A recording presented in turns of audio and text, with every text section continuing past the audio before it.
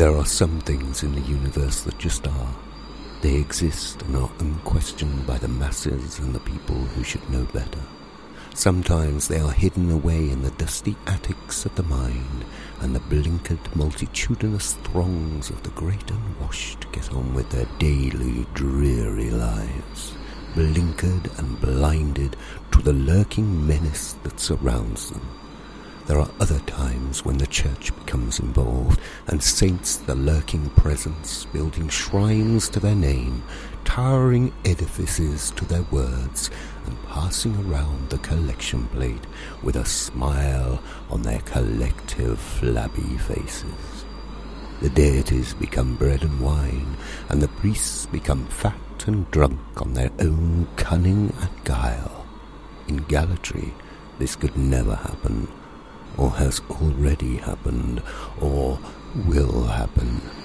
The wind howls through the cracks in the wall as the rain beats down, and the attic groans with the weight of 1,000 lost souls, whom together moan collectively, whispering in your ear today's question: what is omnipotence?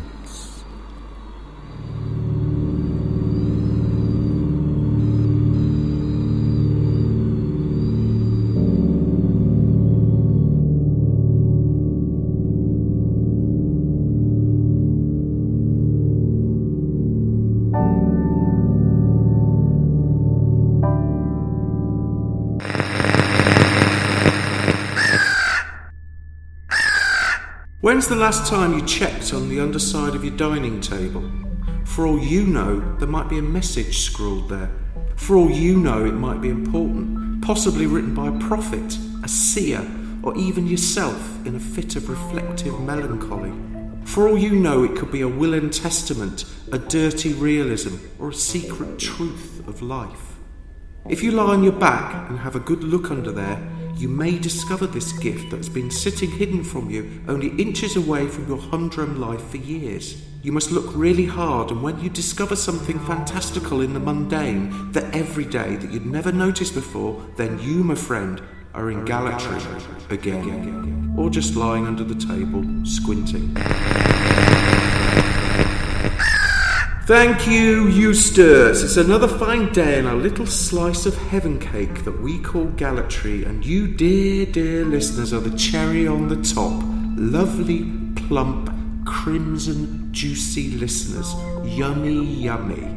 Although, I must admit that I've lost my sweet tooth after the nostalgic trip into the chocolate of my youth last week. I was so ill, all night, up and down more times than a bride's nightie. Eustace found it very amusing that I was sick as a parrot, and even left the comfort of the Welcome to Galatry crow globe a couple of times to come and have a good gloat, crying, "Sure is a mighty spew," as the Texan bar reanimated itself upon the bathroom floor. Local politics. And now we go over to the steps of the council chamber, where the mayor, Ms. Lorna X, is giving the regular update on civic progress for the first time since Jenny rescued her from the Mobius wood.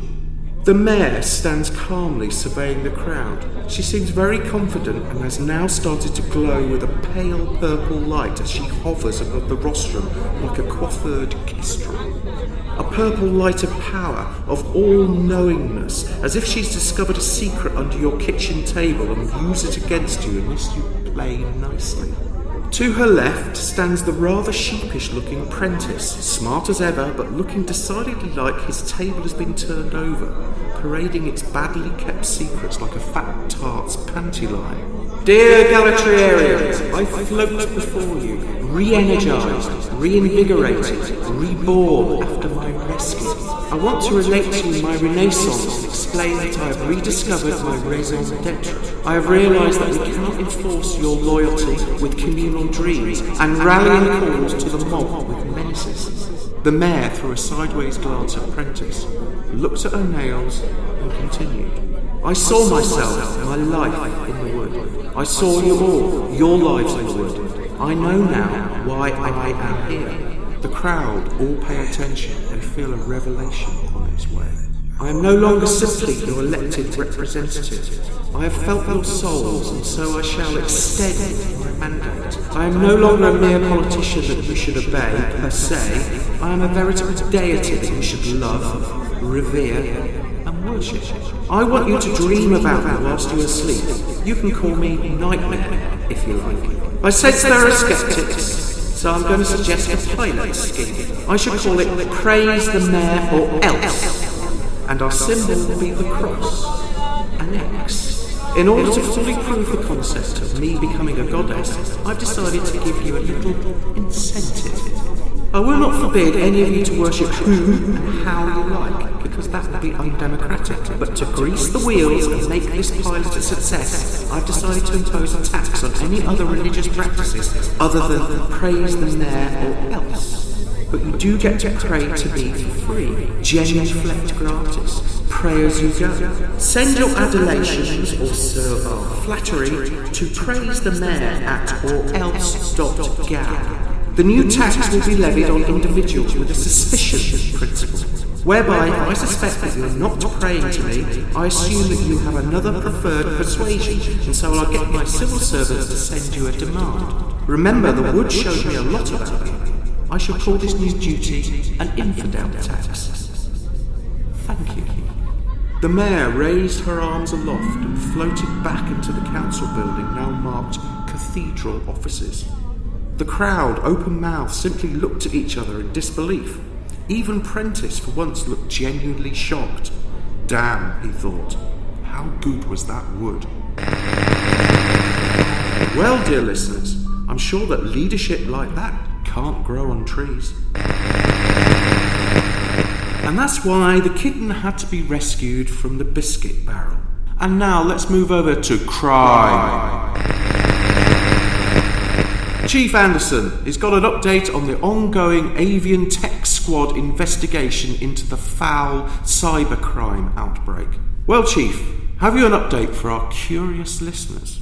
The chief looks a bit embarrassed and shuffles his papers before looking up over the lectern and begins to speak. We have an update on the recent reports of Quakemail.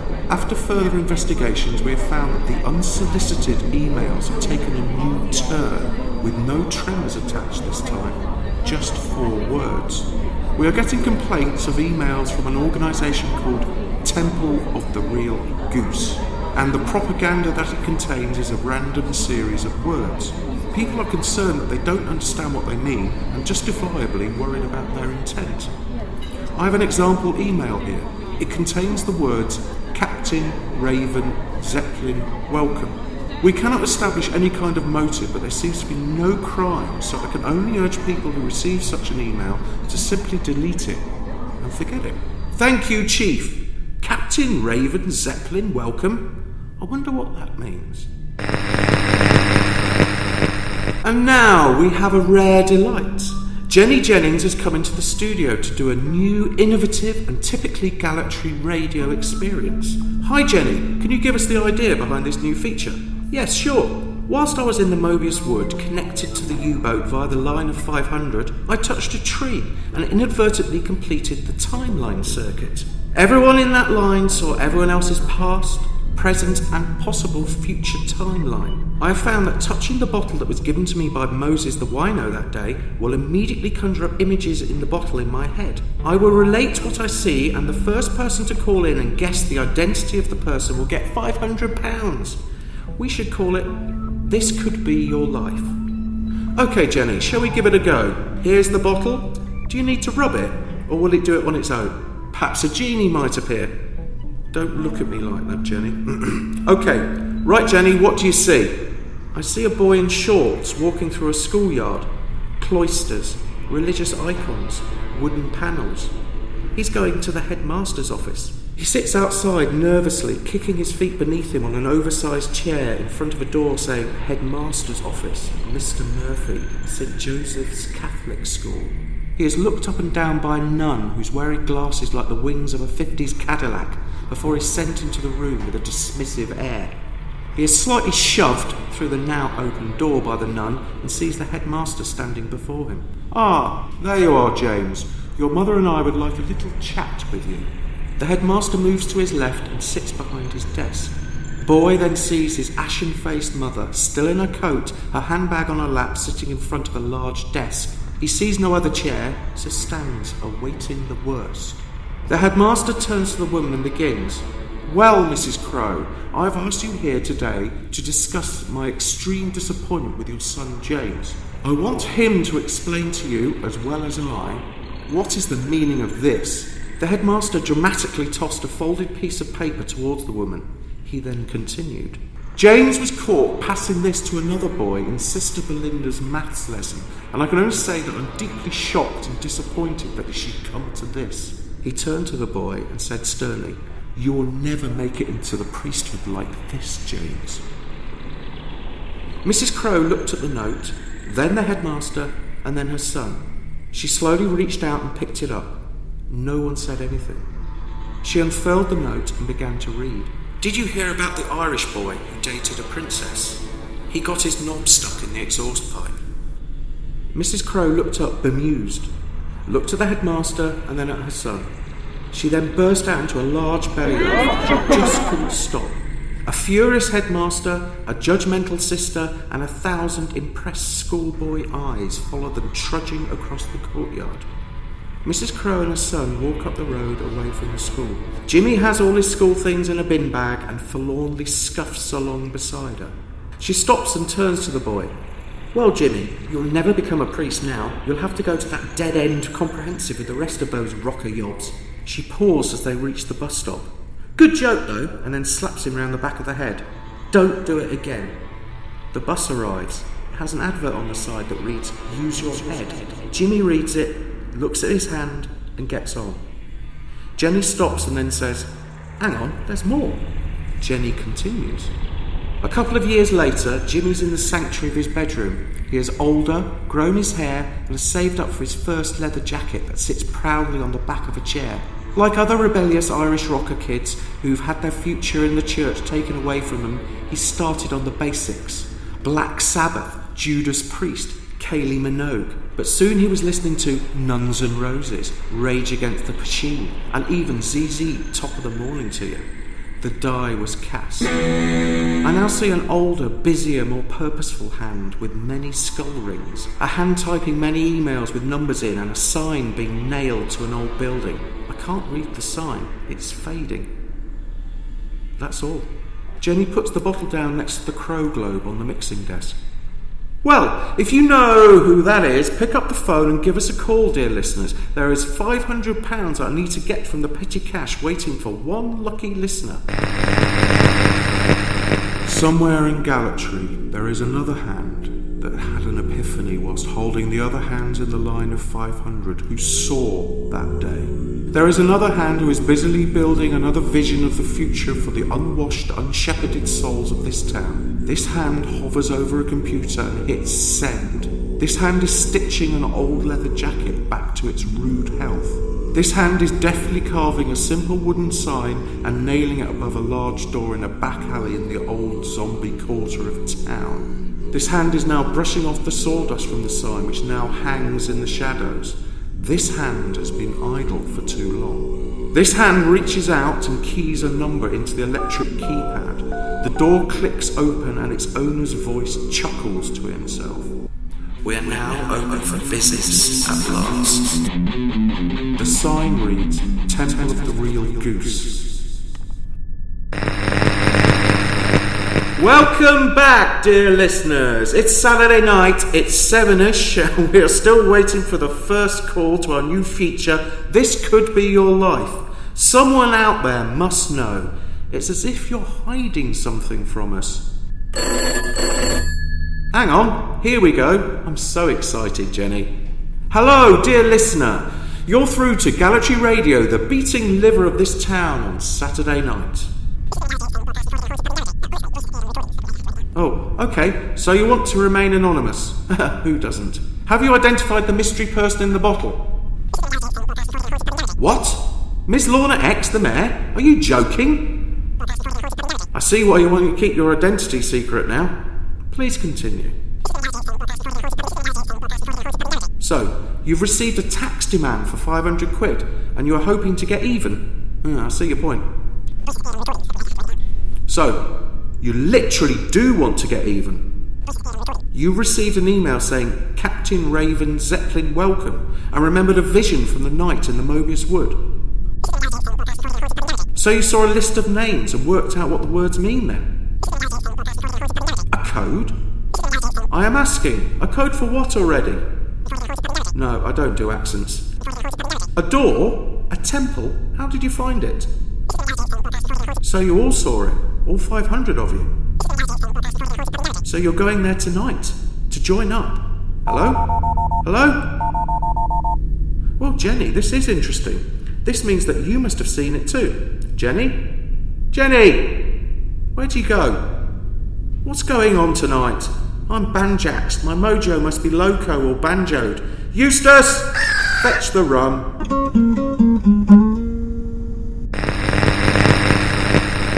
Well, I'm alone down here in the vinyl vault trying to work out what to do. I have my observer book of garden birds and rock and roll cliches to while away the time with my Captain Mojo Banjo Special Reserve rum until Jenny comes back to us. Hang on, what's this? An automatic band naming system. 3 columns of words that can be selected at random to make a rock name. Wait, Captain Raven Zeppelin. They're in the list.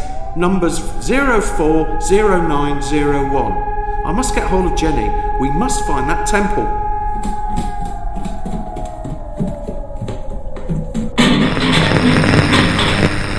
Well, it's late-ish and I'm trying to contact Jenny. I've tried almost everything else, so here goes. Use the empty bottle of rum in one hand and the crow globe in the other. Broadsword calling Jenny Jennings. Come in. Over. Broadsword calling Jenny Jennings. Come in. Over. Hello, Jenny Jennings here. Over. That's radio rum. Don't taste too great, but who looks at the mantle while stoking the fire? Where are you, Jenny? Well, I'm down at the old zombie quarter. I've been walking around the back alleys. I found a doorway. I remember it from the bottle. It's at the back of the old mill. The guttering has long since gone and there's green moss streaked down the side of the building leading to a stagnant, slimy pool at the bottom. A forlorn tree is growing around the doorway. There's a sign saying Temple of the Real Goose and a security keypad. But I don't remember them though. Well, try the code 040901. Who needs that killjoy clever dick Donna Penny anyway?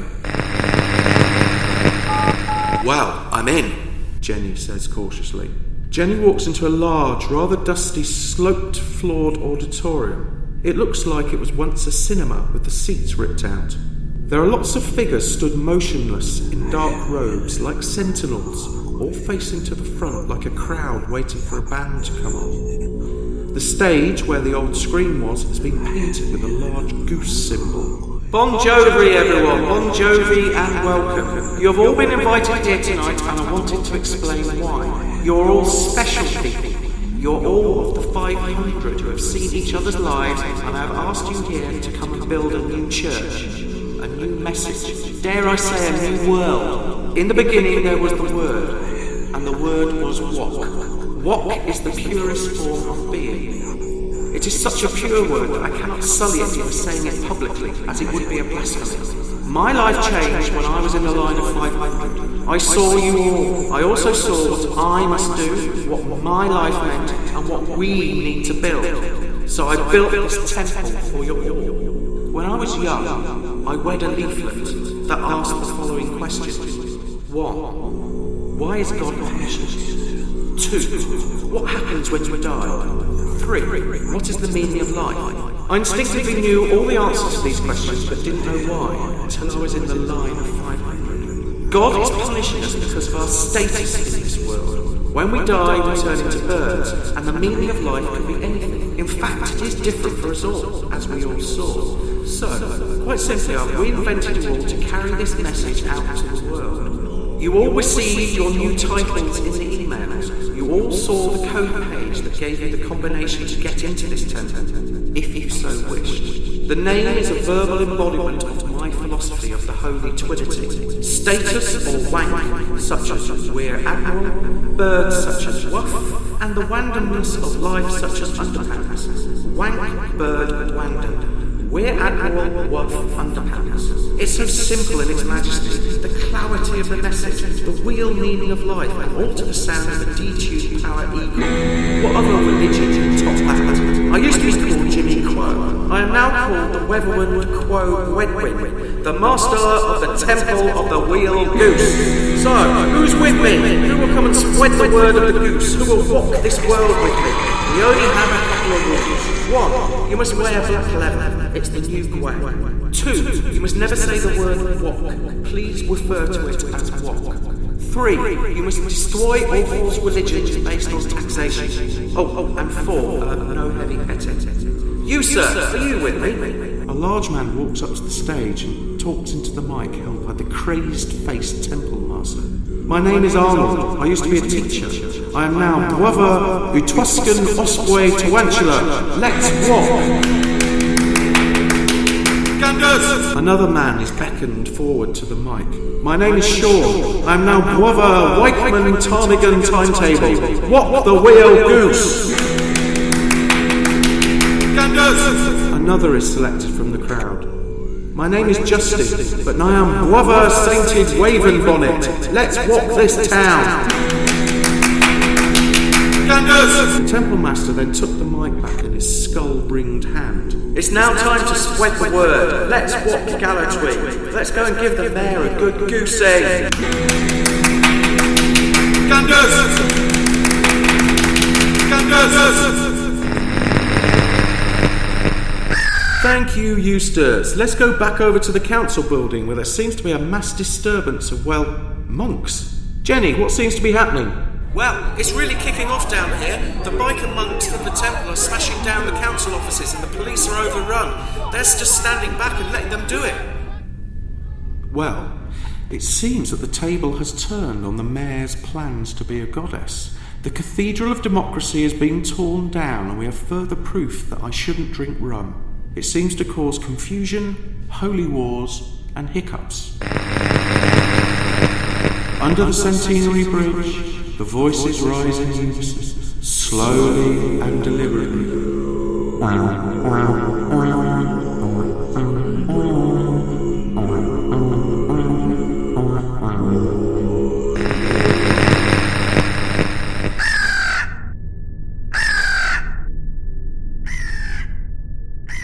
You have been listening to Gallatry, a community-funded local radio station. I'm Adam Aardvark. Max couldn't be around at the end of the show. He often needs to lie down in a darkened room and convalesce.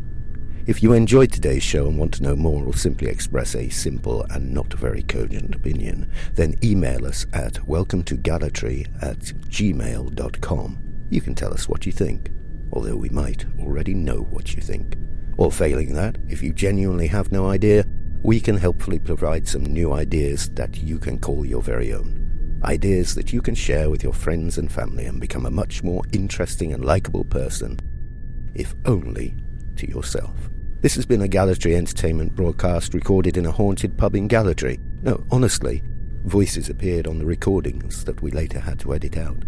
I think we got them all, but who's to know for sure?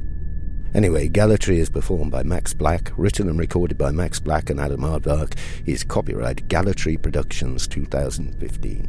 Thanks for listening. But remember, on your next journey home, Gallatry may be just around the corner.